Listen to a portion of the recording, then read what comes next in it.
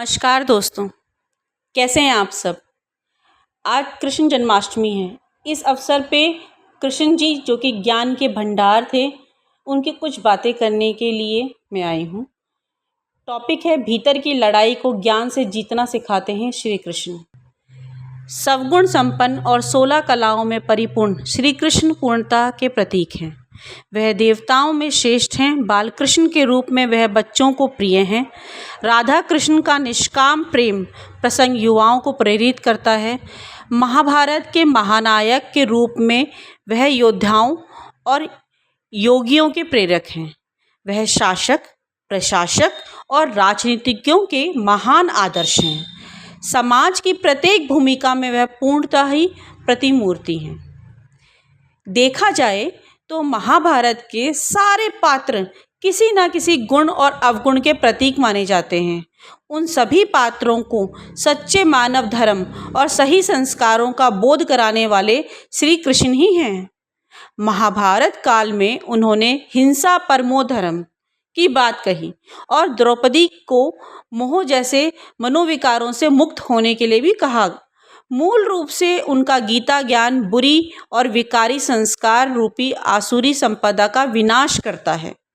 साथ ही अर्थ और स्वधम आत्मधम रूपी देवी संपदा की स्थापना के लिए प्रेरित करता है। वास्तव में लड़ाई बाहरी नहीं, वह तो मनोविकार के विरुद्ध आंतरिक लड़ाई है।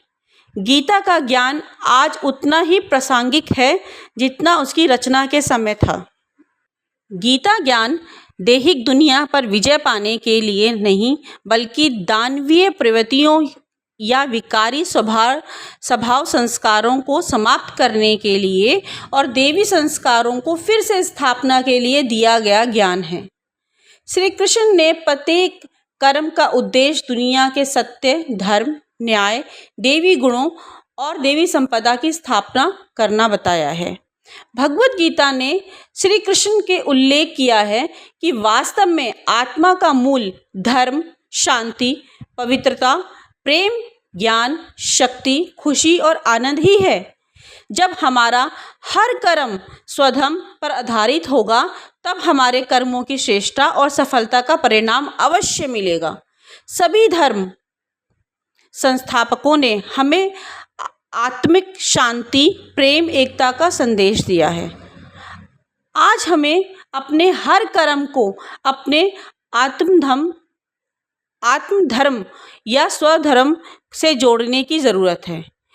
इसके लिए आत्म चेतना को जागृत कर हर कार्य करना होगा। इसके लिए गीता में योग कुरु क्रमणी कहा गया है।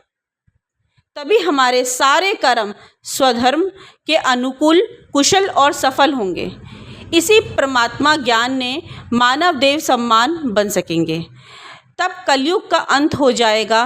कलयुग का अंतकाल ही अति धर्म ग्लानि का समय है, जिसमें अधर्म का विनाश और आत्मधर्म वाले सत्य धर्म को फिर से स्थापना के लिए दिव्य ज्योति स्वरूप परमात्मा अवतरित होते हैं।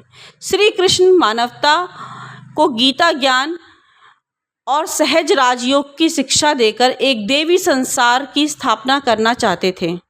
जब हम श्री कृष्ण को याद करते हैं तो अपने भीतर के स्वधर्म और दिव्य गुणों का भी आवाहन करते हैं।